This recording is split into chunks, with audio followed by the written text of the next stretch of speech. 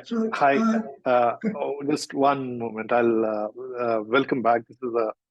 Uh, this is a component where we get uh, uh, Dr. Ravi to give out some sense of prediction that he would like to make in any space, right? Either in life or even in the health, medical, or whatever space.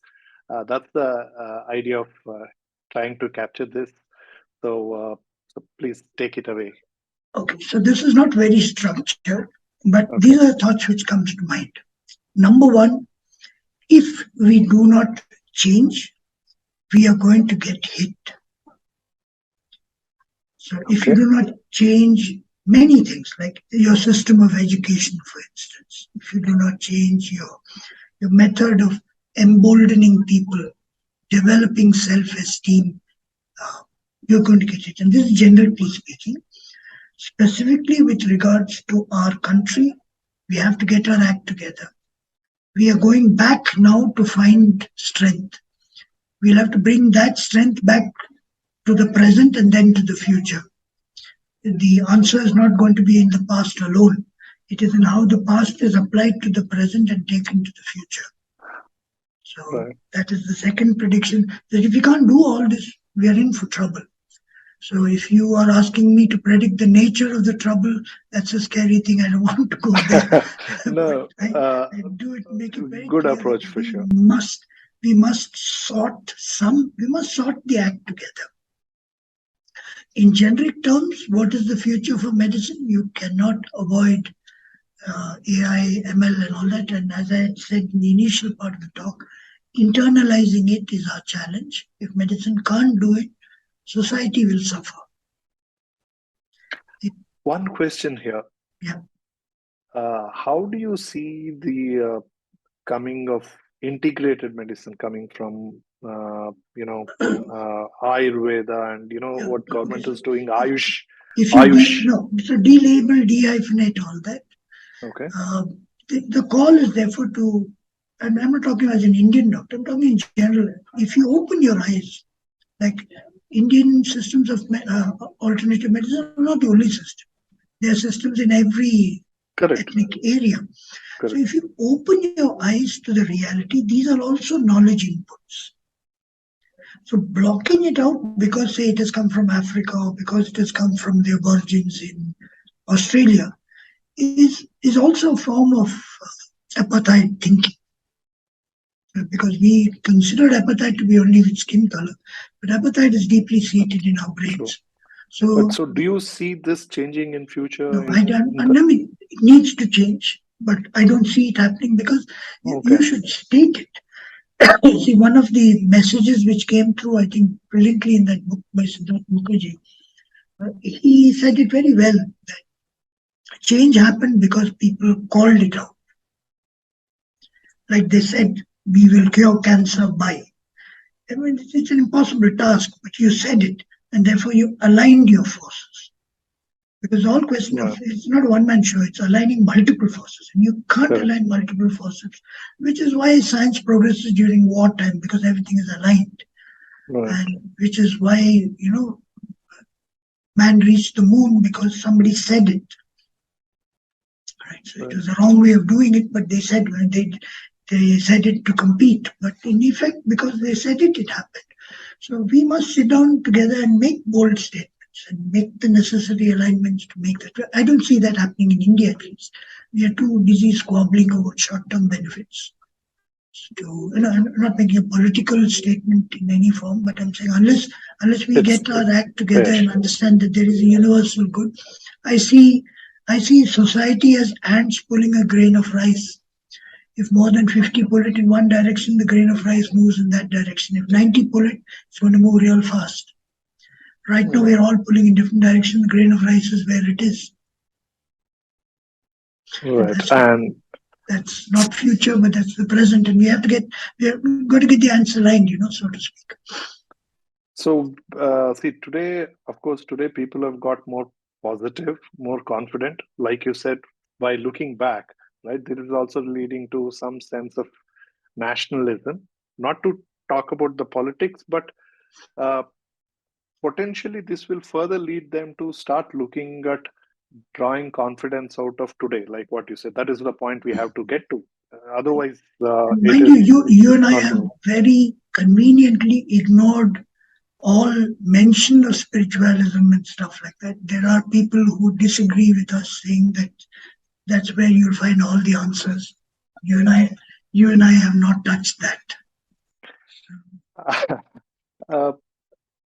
uh, yeah. Uh, I just mentioned it because you ignore it at your peril. Because I if there is somebody out there, he may have different plans for well, well, I think so far I think we've been in agreement with some part of the spiritualities that us. our approach I'm of not being pushing the meditative in case. the way we are doing I'm things. not pushing the case, but I'm just telling you that you and I have tacitly agreed that this doesn't. That's not within the purview of the discussion. There are people who disagree and say that that should be the discussion. I think let me try that. I mean, this let me try to No, no, please. bring a I think that's too vast a topic. no, no. I'm No. sorry I What I raised was that. about to say is that I mean, you put a seed in my head now that I should probably try to bring someone who's practicing spirituality in that sense to get them to talk about future. So then, Um, you're not going to thank me because I may have actually scuttled your boat. But all the best to you. That's I don't know. I'm just I said it just for completeness sake. That's correct.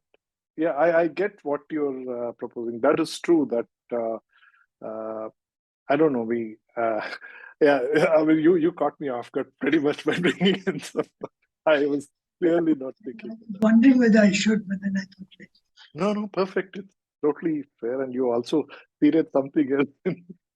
So I don't know how to bring that in. We'll figure that out. But once again, thank you so much.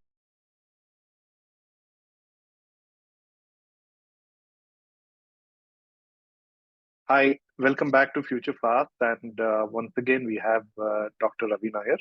And some of you, or those of you who have not heard him yet, I really urge you to please uh, go up and look up for his previous conversations where he shared his journey. And he also, we had one more conversation where he was talking about what he is trying to do currently in terms of bringing engineering institutions and medicos to come together and collaborate and work towards building technology solutions for health and medical situations. And it's very interesting conversation. So I really urge you to look them up. And also, his journey has been very interesting conversation. And also, uh, uh, uh, for me, it was very good because it gave a sense of power of simplicity. So I really urge you to look them up. And for those of you who are for the first time on Future Fast, this is an effort to bring together people who are doing things which are bound to have impact on future. And with that, I hope you'll enjoy this ride, and I'll hope you will also enjoy the conversation that we are going to about to get onto. And Dr. Ravi, once again, thank you so much for making time to be here with us. And the floor is yours. So today, uh, we are got together to talk about the edition that we call it as Future Friday. So, in this context, essentially, whatever you're doing obviously is going bound to have impact on future, and you're keenly working towards that. But uh, what, in the context of our podcast, I want to bring to, or rather, tap into your thought process and how do you see the future changing, and how are you approaching it with the kind of efforts that you're putting in? Okay, so thank you again, and I must appreciate your patience in staying with me. But for what it is worth, I'll just share my thoughts. I make no claim to being clairvoyant. I make no claims to knowing more than anybody else on this world. I've had my own unique set of experiences, and I've uh, analyzed it in my own way. So, of course, when you look at the future, you look at it either from a very personal angle. And that is obviously not what we are discussing here, because when it comes to individuals, we are still battling with the past, much less the present and much less the future. But we are a little more comfortable when you're talking about societal and universal issues. That's, I think, the male hangover. We solve the world's issues first and then go home to try to see if we can sort out the personal ones. So, putting personal to one side, Uh, uh, sorry, if you want to come in, you're free, but putting no, no, personal no, to one please. side, Go ahead. we'll look at societal and slightly more universal ways of looking at the future. Now, I think I'll approach it to two or three heads. The first would be a kind of an analytical head. In my readings about the past, because even the present is the future of a past. So when you look back into the past, you will see trends coming, and that hopefully will point us in the future. The problem is that uh, the changes have not been in a smooth flow. The changes have been in jumps. One of the best explanations for this jump I came across in books by Fritjof Capra, where he talks about the concept of paradigm shifts. Now, variously defined, but basically, paradigm shifts is a total reset of everything: minds, science, society. And that has actually been what has been the distinguishing feature of our journey from the past into the present.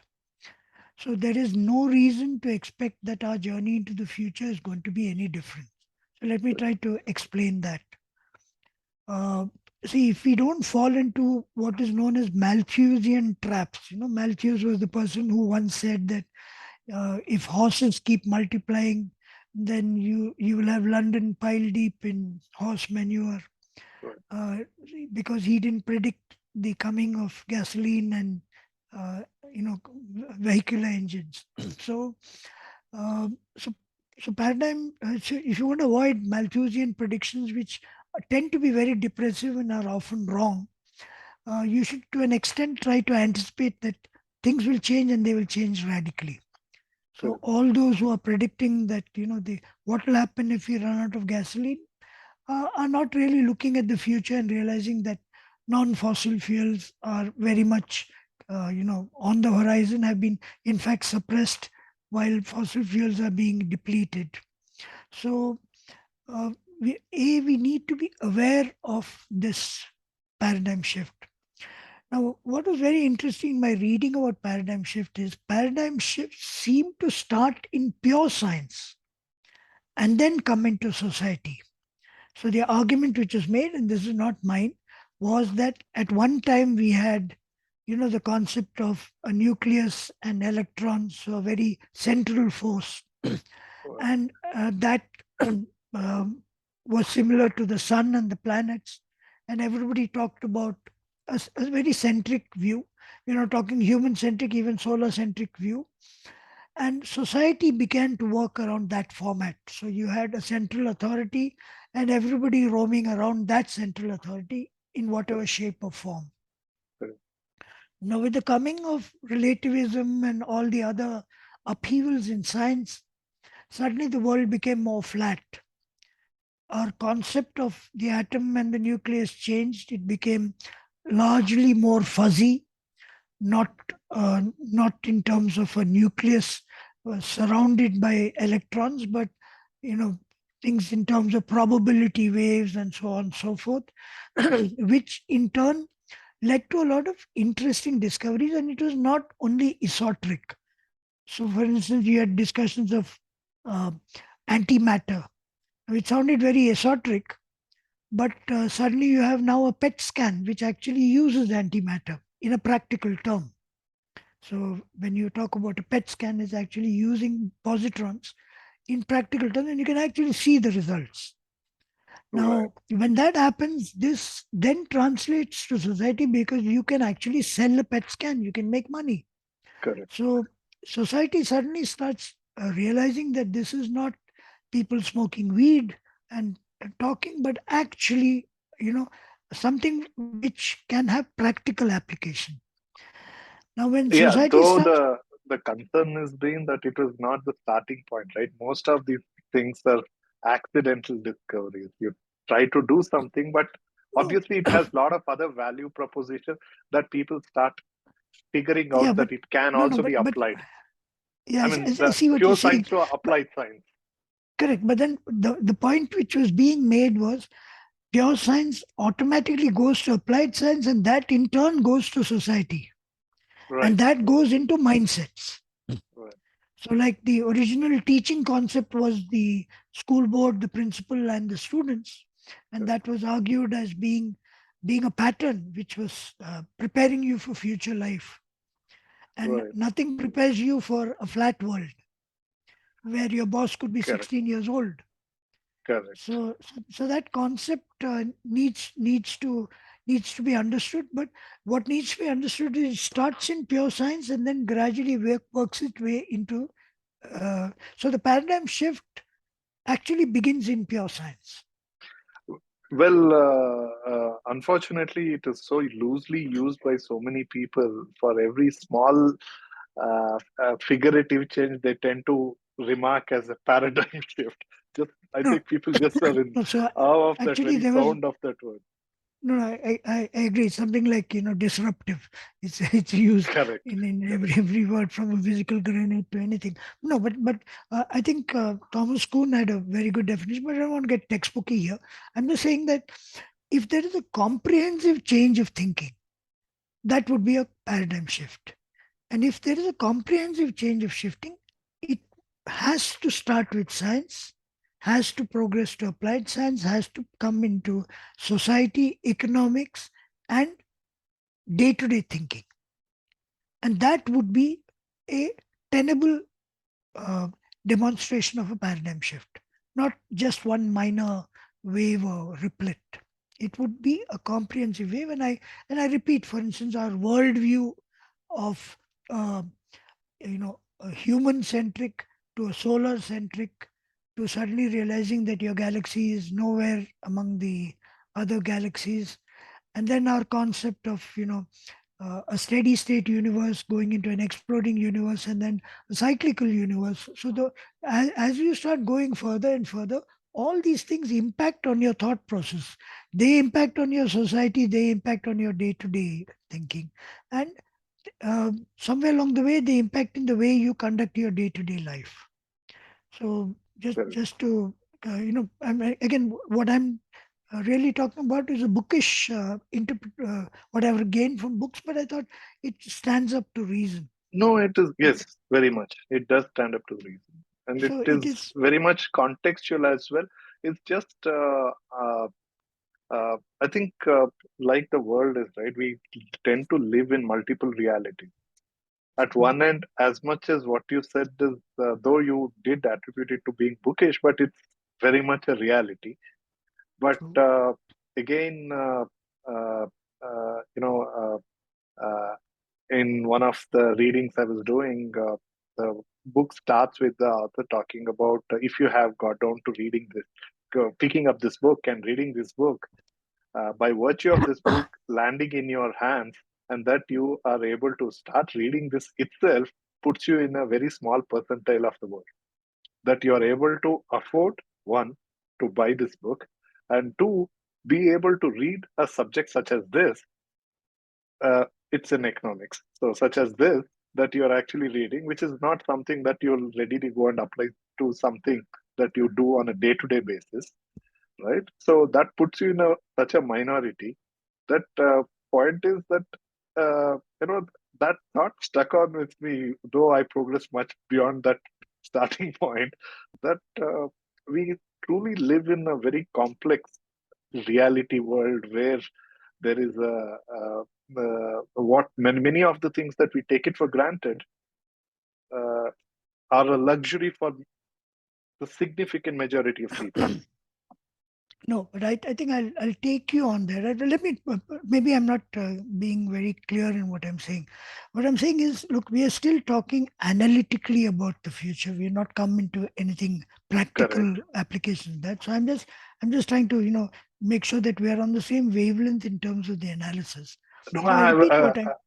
no, I completely got what you You, were you, saying. It no, was so, just so, that, no, yeah, please. so yes, I repeat what I'm trying to say, that it starts, and I'm not pushing the conversation. I'm just saying that basically the point seems to be very clear that progress in science, which happens in jumps, reflects in mindset and society in jumps. For instance, at one time, uh, let's talk economics, you would make your money through, say, livestock and horses. You would be a farrier or a metal maker. You'd make saddles or whatever.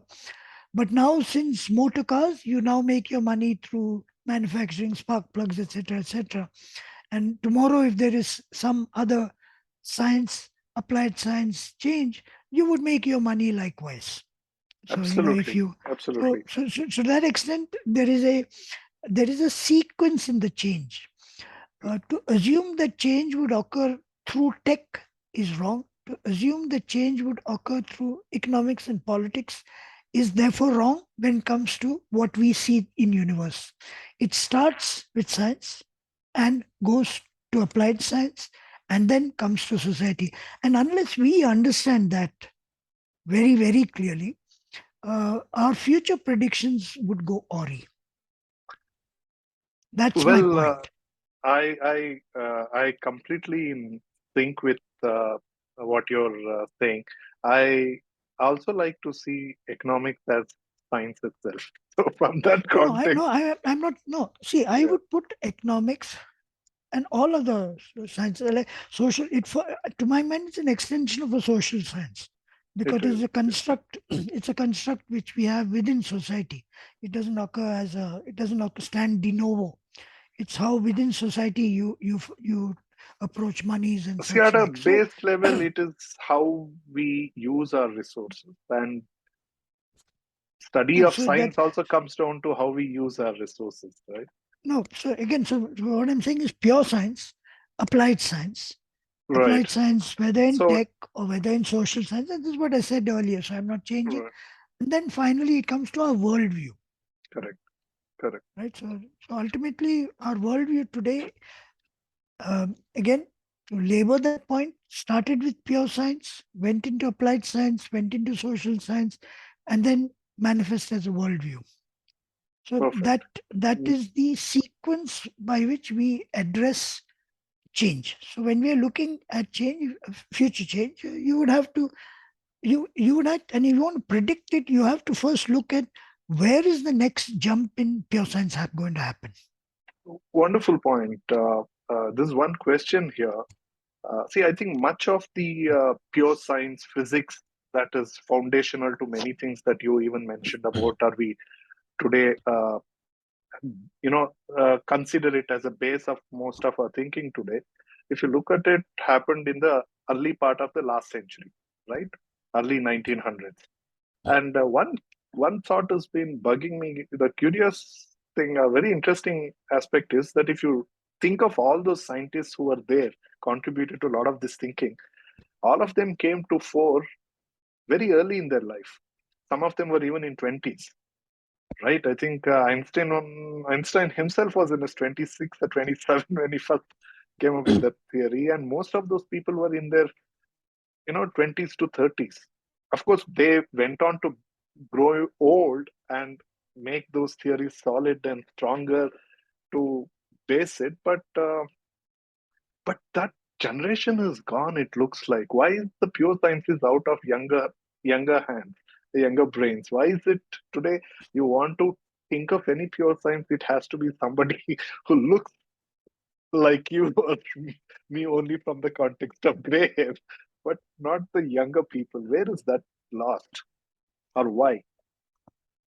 uh, yeah, okay, so it's a very good thought. Partly because I mean, this is the story of even the Renaissance art, that whenever there is a revolution of against stultifying thought, the people who lead the revolution become the stultifiers of the future. So this ability to encourage change, which I think I alluded to in this Feynman lectures in physics. I don't know if that was in our talks on You did record or you without record. you did mention that. Yeah, You so did I think mention that that. was what Feynman was talking about. So you were actually saying what Feynman said, actually, that we need to be able to let people start where we are and Correct. take it forward. But the other change is now the science progress is happening at such a bewildering pace that you don't see it. See, at that time, it was an easily visible change from Newtonian physics to Einsteinian physics. Nowadays, almost every aspect of science is galloping. So when you say you don't see it, I think the fault lies with us. We are not seeing it. When Possible. you So said much of nine, noise. sorry, So much of noise that it no, no, no, no, no, easy to no, get no. So distracted. that's interesting again. Again, I quote Fritjof Capra's work.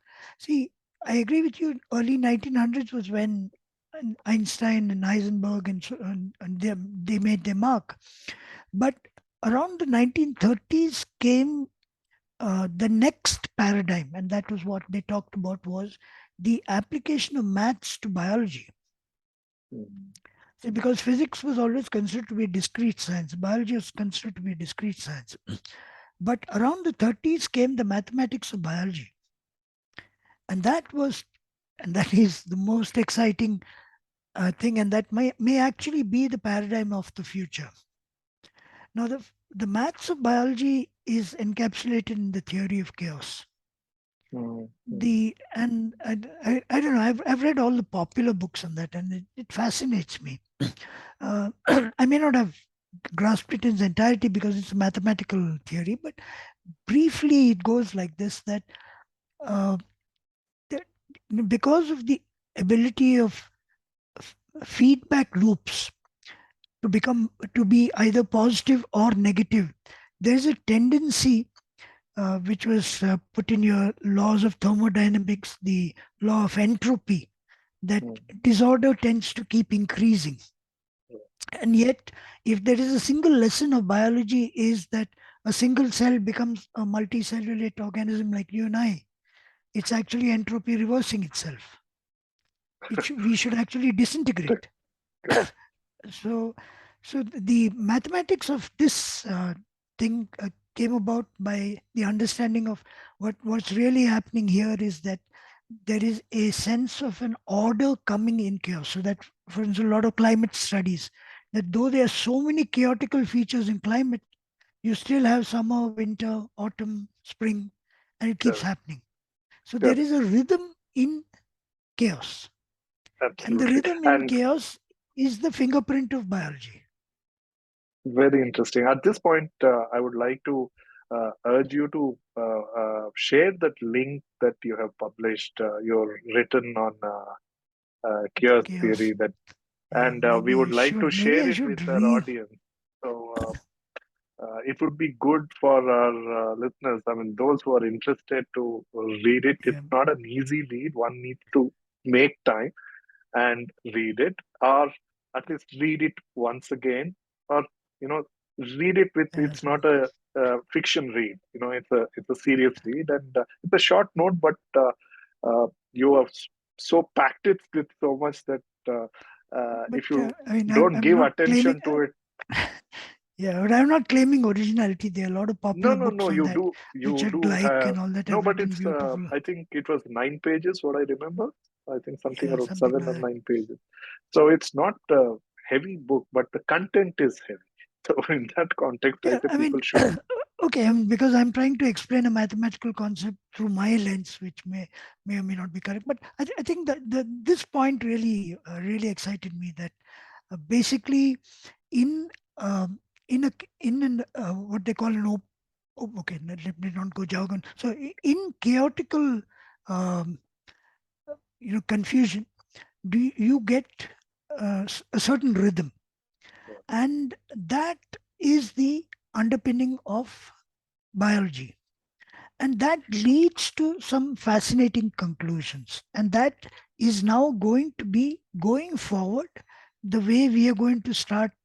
Um, like when you're going into self replicating and self controlling, for instance, the finding that if you put cardiac cells together in a petri dish, they suddenly start pulsing in unison.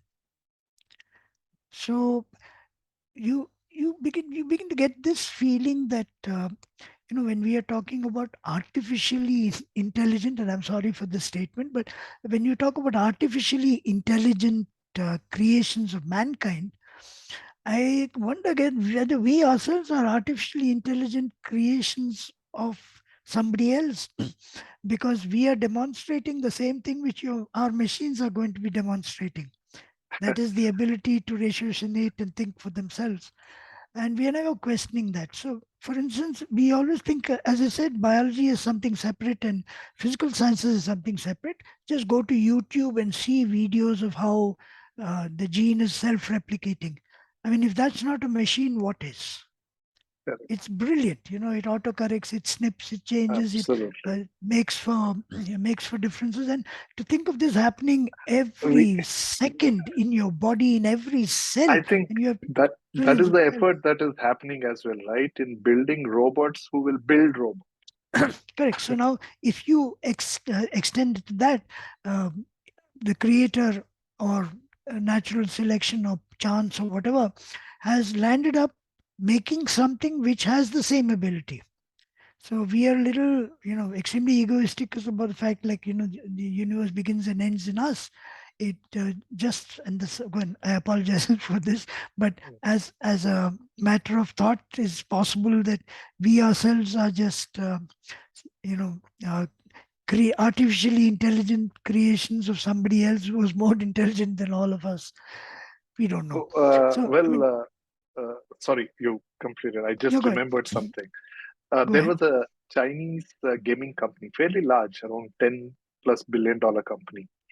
So last year, sometime they had announced the concept of a rotating CEO they have. So their change of CEO was a AI machine, a robot. They actually introduced to the media as a robot and missed something. I don't remember. I'll need to Google it. And I found it. It was obviously a lot of play, right? I mean, the media gets very excited if you have something like that. But they actually brought it with the. What I recall is that the role and responsibility of it was to give direction and strategy to the business, apart from also ensuring better productivity. And mind you, it was a gaming business, which is highly creative in process.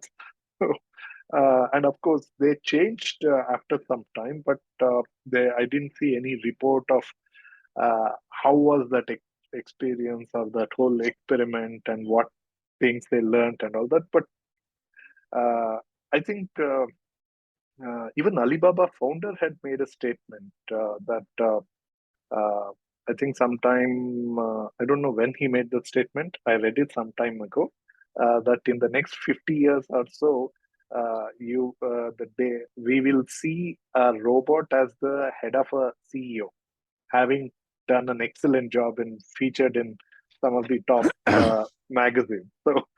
So So, I mean, again, a take from what you're saying, when we talked about paradigm shifting, when I say worldview and acceptance, that actually determines why some discoveries many years ago died and were rediscovered. correct, correct, Like Mendel's discoveries were lost in some obscure journal. Somebody had to rediscover it to figure out its application, because as the worldview changes, you suddenly realize you are not the first to think about it. And correct. the problem with a lot of the paradigm shift, or the lot of the so-called disruptive things, is they have come in before the worldview has changed, Mm-hmm. and Right. that's why they are not. So, like you said, they Like disappear. It's not. for the very aspect of we having doing this over an application like Zoom, This was there before, and there were multiple such things. In fact, Skype was there around 10 plus years or 14 years. I don't remember when I first used Skype, but Okay. we never thought that this is going to be the norm and we will be doing this on a regular Okay. basis. It's all that COVID changed everything in the way we use what was Okay. available, but we never put it to use as much. Okay. So, that's why a lot of people suddenly realize this was already said before and so on and so forth. So, I mean, so now let me just see if I can get this back on track. So, all I've been saying so far is that analytically, if you approach the future, you have to think about advances in science, pure, translating to tech, translating to social sciences, translating to worldview. And if you want to be ahead of the game or prescient in predictions, you should be able to follow this sequence. We are jumping ahead of our time, going only for tech advances. That's Correct. my point of here. So Very everybody's going true. for tech advances and social sciences. You're missing out the fact that the next change would come from the pure sciences, because when it comes to the understanding of reality, tech will change. I'll give you a simple instance. When you understand the quantum process in its entirety, you get a functioning quantum computer. You get a functioning quantum computer, you wipe out all your conventional computing. Yeah. Because in terms of speed, efficiency, energy, in every which way, the Yeah. quantum computer Why is would you going. want to So, waste your time doing something so slow then? correct. And the fact that you can actually sink biology into that Hmm. would be the next change. But that again, mind you, would be science, tech, society, and then worldview. So this concept of bionics and everything. So it has to happen like this. And bionics is a reality. You have cochlear implants, you have visual implants. So bionics is very much a reality. So a lot of let's say medtech devices about prosthetics. Can we realign it? What you're trying to put it as science, tech, uh, society, Just and worldview. worldview. So instead, if you could look at it this way, as uh, science and tech and society and worldview, wouldn't that be better? As in society uh, and worldview coming as horizontals and science and tech going as verticals. I mean, I haven't thought of it in that way. Maybe that's one way of looking at it. I think Because I was you're so looking at it excited. as a step one, step two, step three, step four. I was thinking it is more like a grid, perhaps, right? That No, because but the see, for society is instance, always there with the evolution of science in the true, but process of. society is not uniform. And this is your, like Huh. when you said, some can afford Right. and some can't. That is the So key society chaos. being a bit erratic in its because of the fact that money distribution is not uniform. So Correct. anyway, so I think so that would be the problem. So adoption of tech is a known fact that adoption of tech is not uniform across society. There would Correct. be some people who are quicker to adapt to it and some people who are not quicker to adapt it. It does not change the essential effectiveness of the tech, but it changes the ability of the tech to influence because we are not adopted it. Correct. And a lot of India's problems are partly because it's very patchy. Because what you tend to when somebody said and got panned severely for it about there being two Indias, maybe there are more than two Indias, in terms of tech, in terms of this thing, and that's a fact. I mean, that's not a political Right. game here. It's a fact. Right. Yeah. So just giving a child a computer doesn't really teach him anything. In fact, there are people who would argue, don't give a child a computer. The human brain doesn't work like a computer. Sure. It works laterally. It doesn't work sequentially. So you train people to think through multiple angles. You don't train them to think linearly. That would be counterproductive. But anyway, no, you're going into pedagogy. So we leave that. We leave that for the time being. So again, I repeat. So we talked about again, my limited understanding of an analytical way of proceeding to the future. And I would take this forward, and that's where I go on to shaky ground, because here I'm on strong ground. I can give you references, I can give you books, and I can argue as if I know everything. But I going would going like on to forward, close with all the references. So when we close, before we close, we need you to may, give maybe uh, maybe that I'll write it up and give you and allow you to post, please. and that would be Yeah, better. sure. So basically, let's go a little. Even my last attempt at looking at future, I talked about what we should do uh, to be Mhm. able to exploit this knowledge of the Correct, past. So correct. that's not predictive, that is prescriptive. So, like, so, again, that's an old professorial hangover. I like to tell people you should do this when I myself have not done it. But so if one How was do to you get a like to little, challenge that now? I don't think I can in the past, but in the future, let's talk about what would be prescriptive to exploit the advances of the past. See, it's like a sailor's expedition. So he's come through the Cape of Good Hope, and he's learned his lessons. Now, if he doesn't internalize the lessons and goes on in his voyage as he came through the uh, Cape of Good Hope, he would be continually relying on serendipity. Yeah, And that, I think, is tragedy number one, that we are not really sitting down and analyzing what has gone.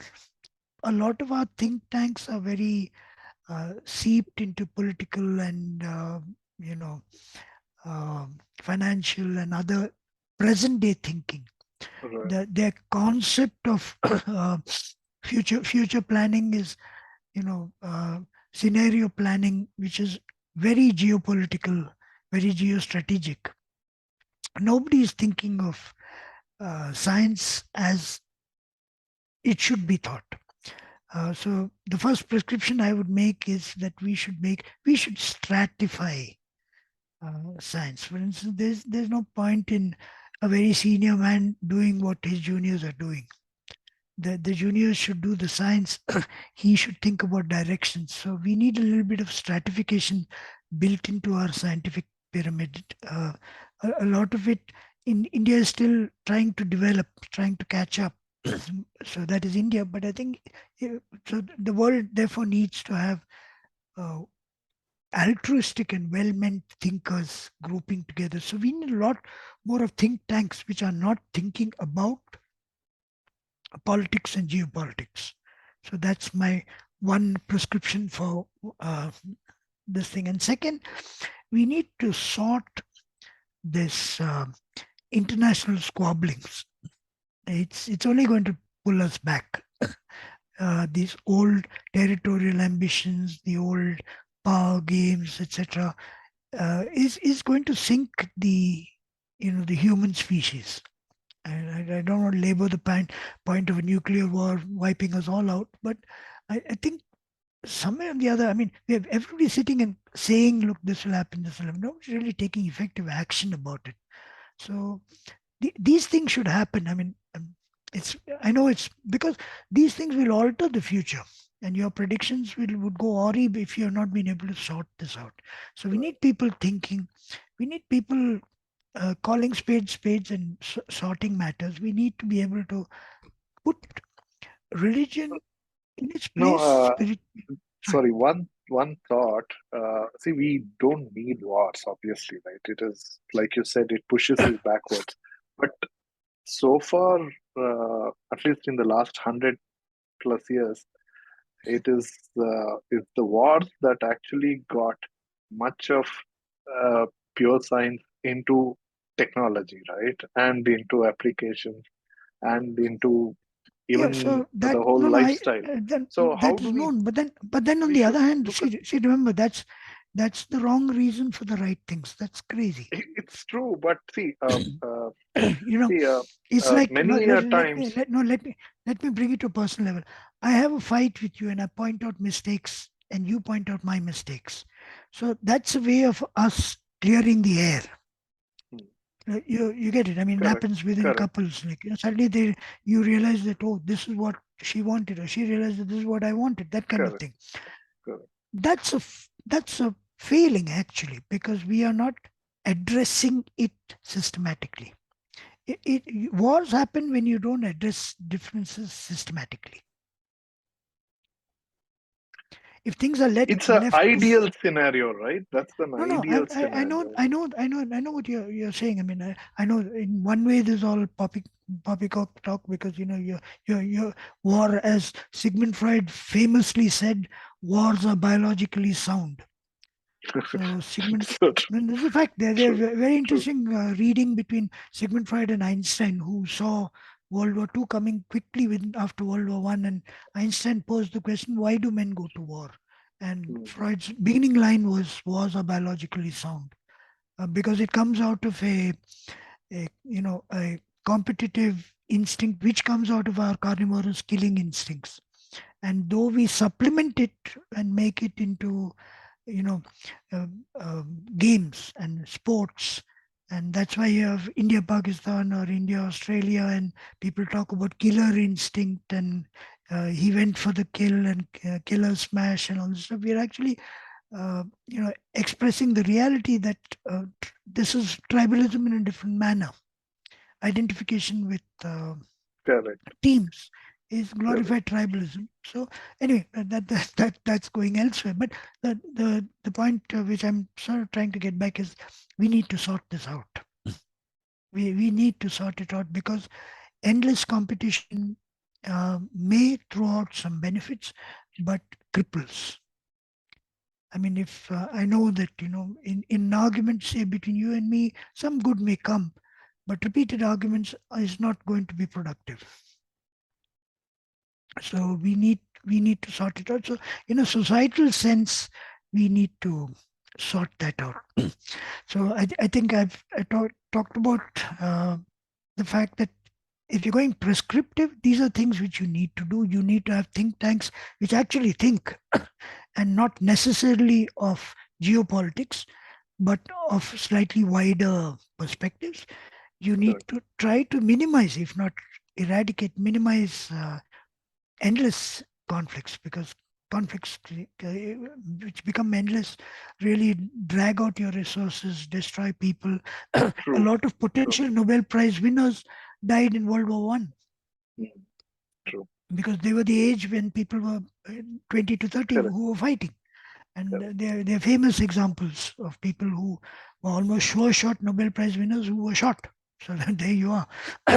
So Yeah. there's no gainsaying the fact that wars are not in No, anybody's interest. it's in Yeah. nobody's interest, but yes, a few agencies, few Yeah. individuals for their Okay. personal So short-term so, goals. so the next. So I just reiterate the predictions which I made was, you need think tanks. You need to settle these kind of conflicts. In fact, the whole concept of national boundaries need to be relooked at. I mean, if you are genuine about, and then you need to look at two things. You need to look inwards, and you need to look outwards. That is, you cannot ignore the pull of spirituality, because all these questions are not addressing the essential question, why. Because, so if you can encourage a marriage between spirituality and science, it would be far superior to treating it as mumbo jumbo, because the question is why, and that actually is the essential question of Uh, science too. there was And an sorry, old video of Osho where he says that if everybody becomes inward looking and spiritual, world will surely become a very better place. But point is that world will not allow it to happen, because when you are inward looking, you're not profitable, you're not optimal to the resource as a resource. So it yeah. works So against the economic machinery to, I mean, it's not his words, but I'm trying to, the way yeah, I remember it, I'm trying to put it across. So the yeah. No, economic ecosystem will not want you to be will not want majority to be spiritually inclined and inward looking, because it's a race for productivity, right? Yeah, I mean, see, that is true if you see man as, see, we were talking about man competing with man, but this worldview which you just iterated sees man as competing with nature, Correct. which itself is harmful. It is, but it So doesn't no, no, stop so though. no. So, no, so here my point is, it has to stop because you're destroying the planet you live in. You're scuttling your own ship.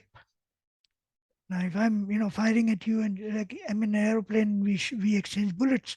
You make holes in the fabric of the plane. The whole plane crashes. So it serves nobody's purpose. So we have to realize that there is a point beyond our destruction of the planet serves doesn't help us either. So I don't subscribe to anybody's because I think there's a lot more to be done in that direction. I don't think any particular So spiritual system probably has all the see, answers. So probably some of the billionaires think that anyway this is not going to change, and that's why it's better we yeah, start but looking at being making no a no house in Mars and other being a places out no no, there. no being a billionaire doesn't really mean that you have brains. It just means you have money. So anyway, keep that to one side. No, but it's Let's a not go fair there. argument, right? That what Is it? if No. it doesn't stop anyway, the way the things are going? So is it not at least No, no. somebody So should no, be no. So no, thinking of no, no, putting a no. possibility, exploring new No, possibilities? no, no, Nanju, let me pull you back here. I'm just saying Okay, right now. So we went from analytic to prescriptions, and then we right. go to predictive. So what you have done now is gone to prediction before we finished our prescription. Duh, So my let's bad. let's talk about prescription. That Okay, we talked about the necessity to think, the fact that we need to settle conflicts is to our best interest. We need to realize also we are not alone on the planet. And when we keep destroying species at this rate, it's counterproductive. So I mean, this is what the thinker should be thinking about. Not that you should be fighting about climate change forever, but you should be able to realize that the fact that we are one organic group is you don't require uh, Avatar to tell you that, the movie. So the point is that many of these truths are self-evident. You ignore it right. at your peril. The other thing is that the thinking which you must have in these think tanks, one I said needs to be inward. So you need to cope with spiritualism because a lot of the answers may finally be found there. And when you look at forward thinking, you can look at either forward thinking in the micro world or in the macro world. Both are equally awe-inspiring. Whether you go into the quantum realm or you go into the universe outside, it clears your misconceptions. I mean, anytime you're disturbed, you go and stare at the sky and you suddenly see the stars, the Milky Way, and you think, well, who am I? What's my problem? And you see your problem in perspective. So that's a common universal feeling. So everybody feels like that. So we take this therefore as a given that if we don't do all this, then, and as you said, it's likely that we won't do all these things because we're not thinking along the same lines.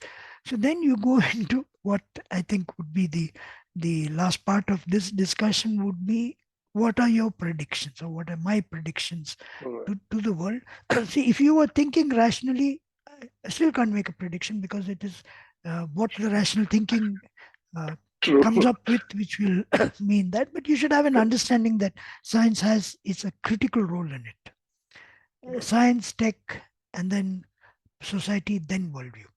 For instance, even managerial skills which were taught are actually relevant to the 18th century. Today's B school teach 18th century management techniques. I'm sorry to say this. I can agree on a whole lot of things. They, Yes. they, they are they are clueless about the future. They're clueless about technology. They are. So I mean, I know I offend people who have done MBAs, but I mean, see, if you ignore all that you and I are discussing, what are you teaching? Correct. You're just teaching command and control techniques, and a lot of economic jargon is command and control techniques. If you So control true. the money supply, Right. you can make people Correct. fall in line, hearts and minds, and so on and so forth. Mm. It's jargon specific, and it's it appears, wise and mighty, but it isn't. It's very, very, very basal and very, what shall I say, almost jungle logic. I've seen, I've seen, you know, very complex constructs just thrown apart by one tough man. So it really makes the construct absolutely ridiculous, But you can't have a tough man who says quantum mechanics doesn't exist. So Yeah. you got my point. I mean, the strength in reality is the ease with which it can be negated, if at all. Then you know what is true and what is not true. So that's what Galileo said.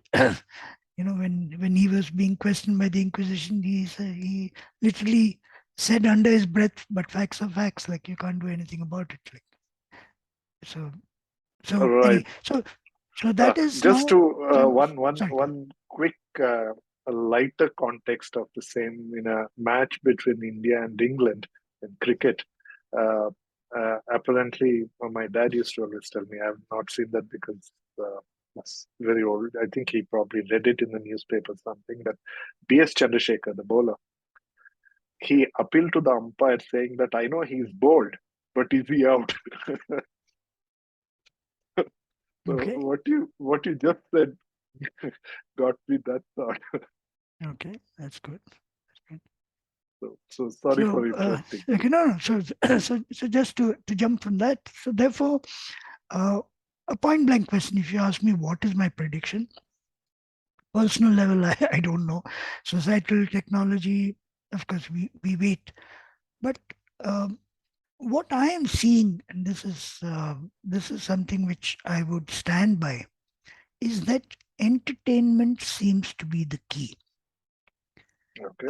We as human beings are stumbling from one form of pleasure seeking to another. And instead of following the standard route, which I said, science, technology, society, and worldview, we are allowing entertainment to shape our worldview. And in the foreseeable future, that is going to be my prediction, that whatever you do, whether it is in business or it is in startup or it is in education or it is in medicine, if you ignore the entertainment, pleasure seeking drive of human beings, you can't drive change. And this is Fair point. I I think don't. much of the technology, the application of science and technology is perpetually leading to a better lifestyle. If that is to make it Yeah, so that in is some physical comfort. I mean, that's agreed. That's, I mean, we hope that everything works out of comfort. But I'm just saying that even from point of classically enter. you should look at, Okay. classically you should look at science, technology, and so on and so forth. But the human brain seems to be, what gives me a kick, what gives me pleasure. So, for Right. instance, this whole concept of metaverse and all this stuff is wherever its basis is. I mean, I don't want to go there, but when you talk about uh, uh, creating an artificial reality, unless it is entertaining, nobody's going to get into it.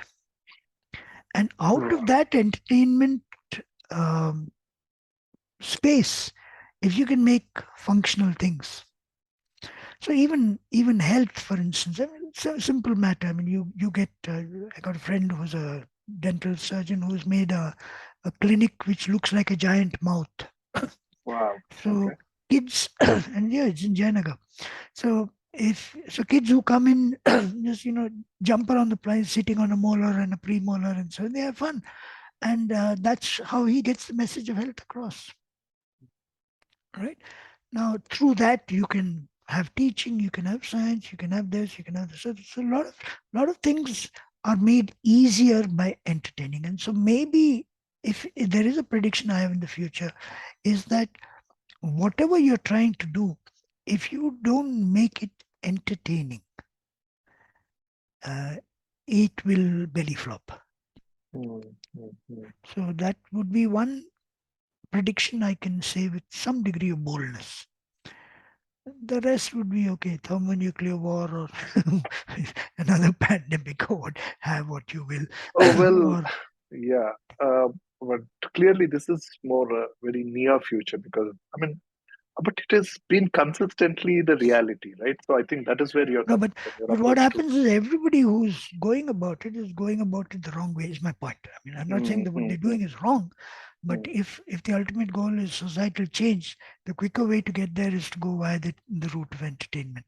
I mean, when I say route of entertainment, it's not vaudeville shows, but actually making things which you know stimulate your pleasure drive and then push the message. So you're going to see a lot of things happening in that direction is my prediction. Near future mm. possibly, because Right.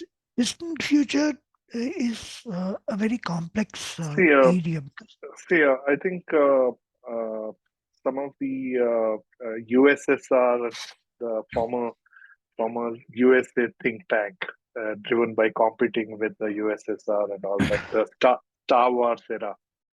So I think most of them even used entertainment in a manner of uh, uh, sending subtle messages to citizens of other countries and in manipulating. So I think uh, uh, entertainment is a very very strong tool in communicating your ideas and even generating manufacturing a perspective that you want from them.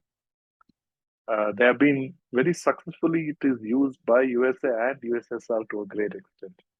But yeah, but I mean maybe I think I it's not I see for instance the Avatar movie